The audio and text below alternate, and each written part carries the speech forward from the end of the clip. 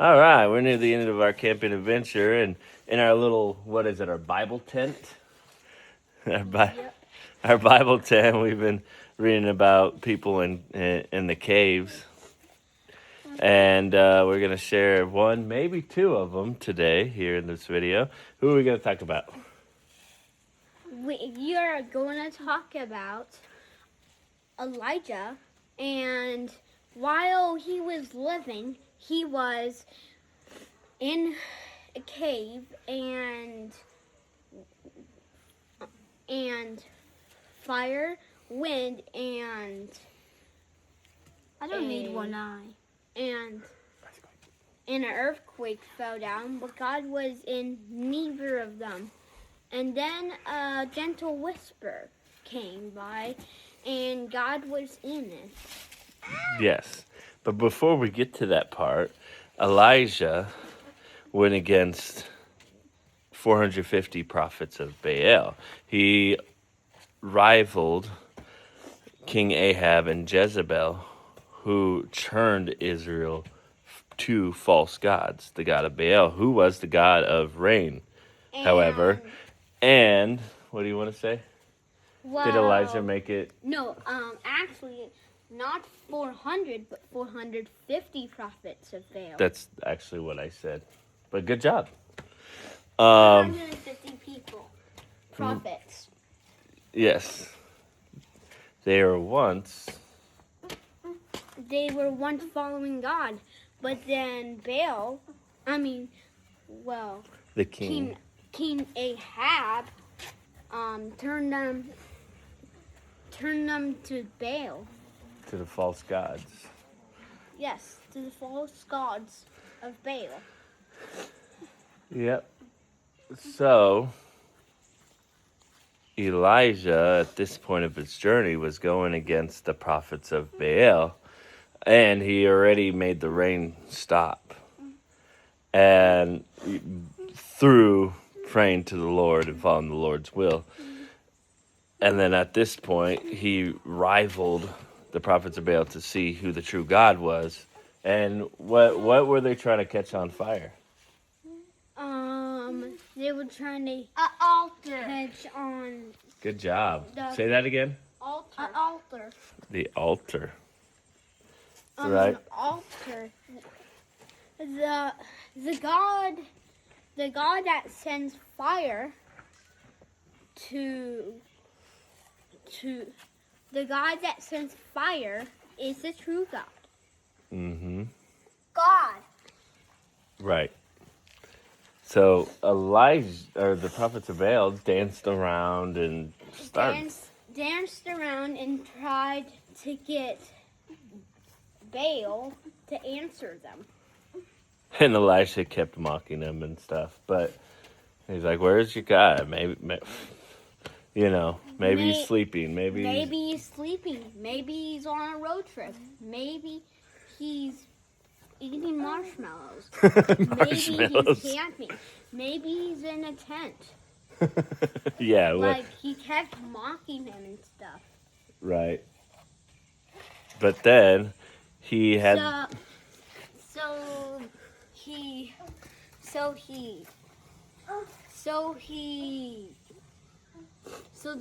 He told them to shout louder. Maybe he's sleeping. Maybe he's on a road trip. Right. So they shouted louder. And then Elijah had the people pour water around his altar, right? Mm-hmm. And then what? And then he prayed to God, and he answered them. He answered Roger. King.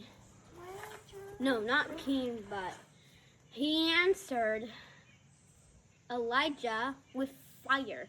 He sent fire from heaven, and it burned the water, the bowls, and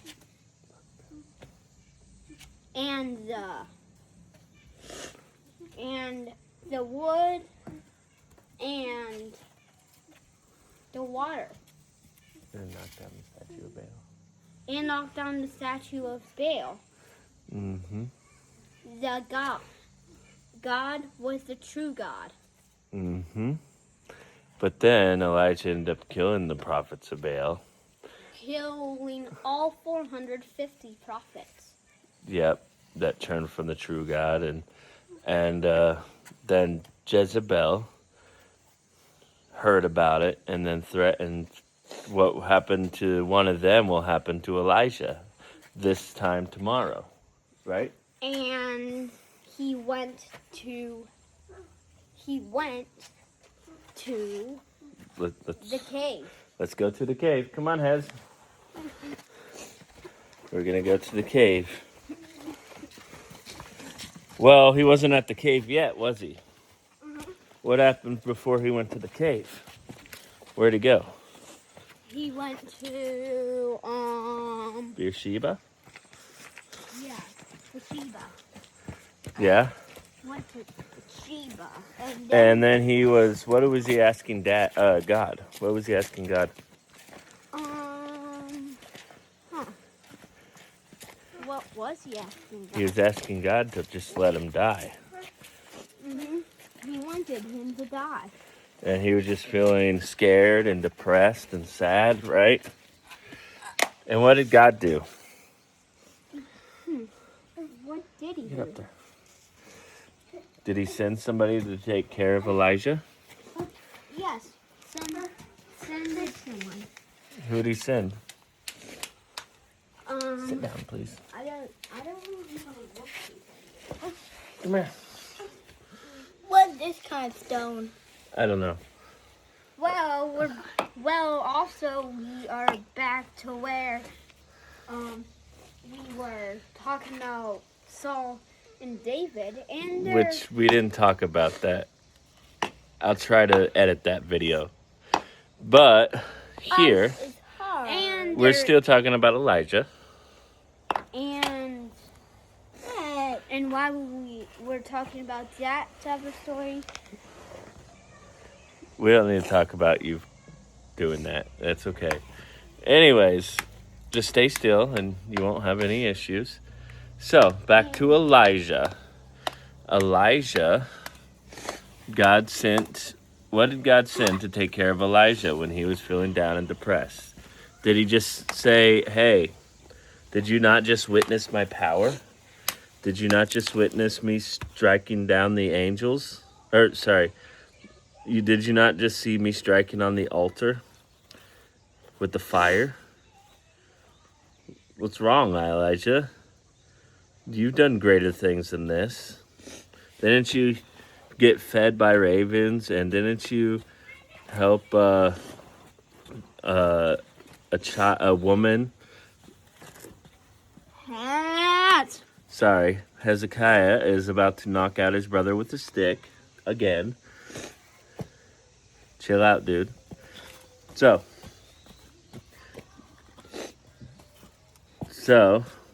where were we? We were at Elijah. And Elijah also, with the woman, had the oil that kept filling up until they didn't have any jars to help provide for her. And he brought healing to her son, right? So he did mighty things. So why would he feel so down?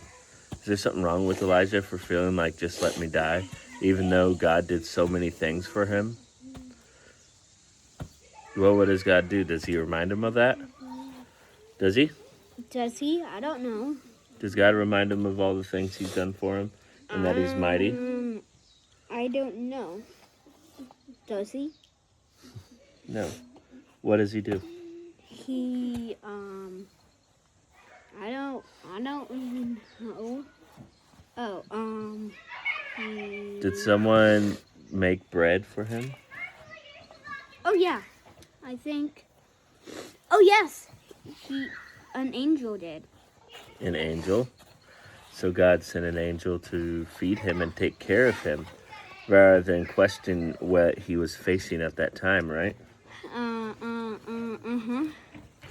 Yeah. Hello. Hi. There's orange water. Be careful.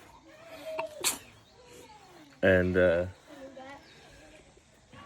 so There's orange water. Be careful. I dipped my foot in it. just so Elijah went across against the Be prophets. careful down here. Or sorry. Mhm. That is actually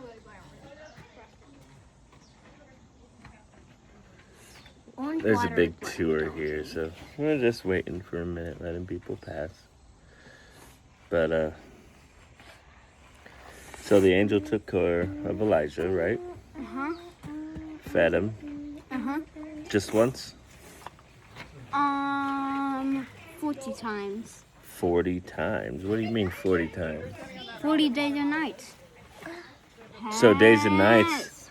So if it was just 40 days and nights, was it just 40 times? Because days and nights is not just. 80. It is 80. It We was don't know. 80. But the angel fed him and took care of him. And then what A Elijah do? bunch of times. Yep. Then what Elijah do?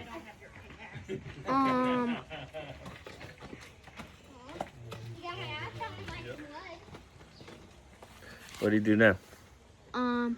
He After 40 days, 40 nights, the angel taking care of him, he went to the cave. he went to the cave. He went to the cave. And what God say? I don't know. What are you doing here, Elijah? Well, yeah. And then And then Elijah's like, you know, this happened and this happened, and I'm the only prophet left, and they're trying to kill me, and you know. And then fire, wind, and also an earthquake came by. Right. But God wasn't in any of them. But what did he come in? A whisper. Right. What does that tell you?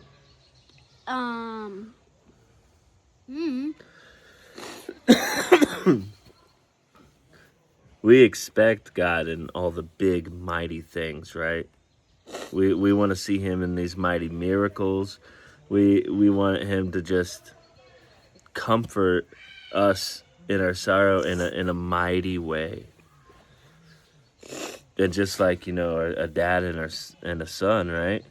Mm-hmm. You could just see my harsh guidance sometimes and me sharing, you know, what you need to do, right? And you can feel pressured by that you need to be something. And Elijah was a prophet of the Lord doing a lot of things. There's times where, yeah, he was fed by ravens for a while. He was, his life was not his own. And there's definitely an expectancy.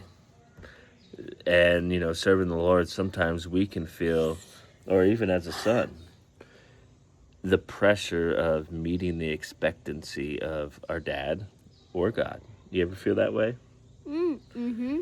Does it make you feel overwhelmed and hopeless?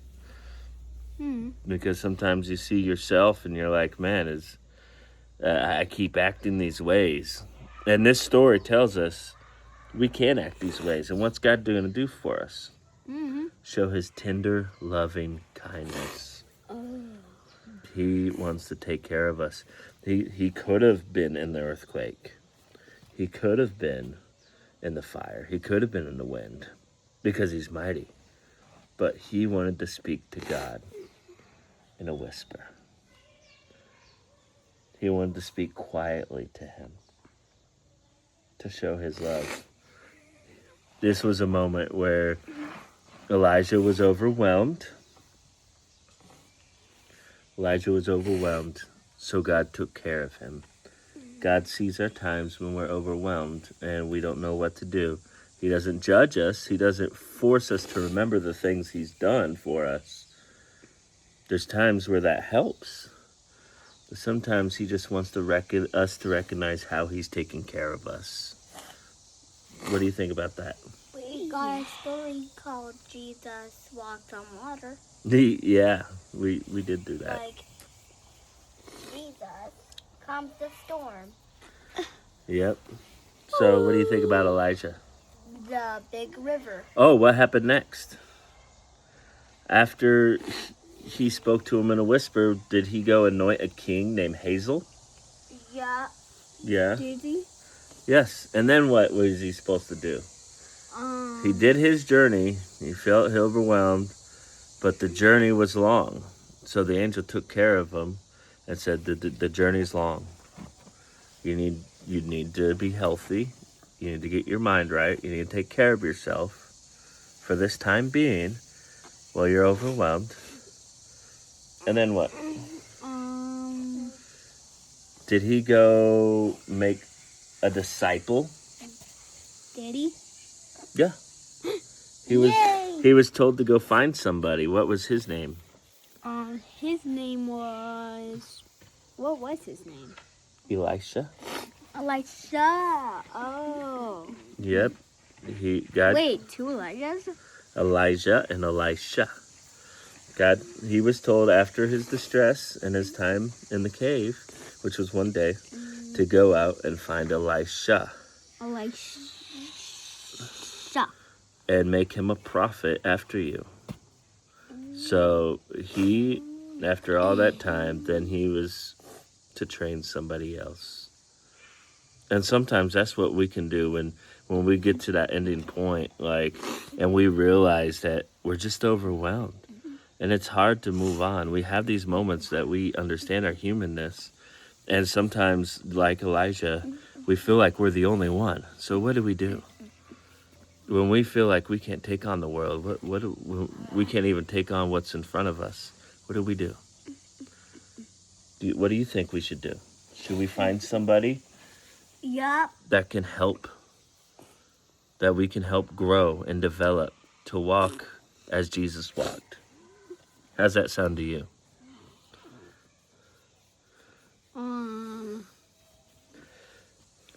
What? I don't know. You need to find somebody. We all need to find somebody that can help us in this Christian walk. And then there's this, because vice versa, there's another story that's in a cave. We're not going to get deep into. Saul and David. Saul, he recognized the godliness in David and that God was with him. He took out Goliath. He killed tens of thousands, and the people even said, David killed tens of thousands, Saul killed thousands. Saul got jealous. Saul kills thousands, and David kills 10,000s. And Saul got jealous and wanted to kill David, even knowing that the godliness was on him. So rather than being like Saul, when we see the anointing on one another, Scripture says those who fear the Lord spoke to one another. Spoke to one another. And David, he chose to hide in caves rather than just staying there knowing he was to be king, or hurting Saul because he was such a warrior, because he wasn't going to touch God's anointed. So he'd rather flee rather than doing something that he knew was ungodly. And he waited for his time. And he wrote 2 psalms about his experience in caves. What were they? One psalm was Psalm 57, and the second was 142. At times where he recognized his distress of his persecutors, he even said that their tongues were like a sword, but that he was coming to really trust the Lord in those moments. And there's also another person with a tongue that it is like a sword. Jesus. Yep, he is a rider. His tongue is like a sword, and he rides on a white horse. Right. So we can fear those who seem like their tongues are like swords around us, but then we remember we're going to have a rider with a tongue like a sword, Jesus, who's going to bring judgment and truth. And the divide. Judgment and truth to the Lord. And divide bone and marrow through his word. We can remember that. But the most important part here between these two stories, Elijah and David, is this. That Elijah ended his story after the cave with recognizing and being sent to train somebody after him. Because, he recognized his humanness. Plus, that reminds me of a silly one. Hold on, let's finish up with this part. And then David, he mourned for those who persecuted him. Absalom, his son, Saul, he mourned for them. People were wanting him to rejoice because he was king now. He's like, no, that was God's anointed that died. And his son. He loved. There's a huge difference. We need to love those who are anointed. We need to stand by those who are anointed. And these two cave stories show that. Now, what are you going to say? What's a silly story? That one Elijah story with all those shapes those shape letters. Yeah, that was weird, but it was an actual video story on Elijah that we watched last night. But yeah, that was weird. Anyways, Yeah. so yeah, just remember, God is one that has direction for us and guidance. Jesus. But he also wants us to recognize those who are on our side, even help them grow along the way. And he also wants us to recognize, like with Elijah, we have times of distress, and he wants you to recognize he's taking care of you. He just wants you to rest until you're ready for the journey to come. All right, say God bless you. God bless you, everyone. God bless you, everyone. This was a 20-minute story. All right, bye.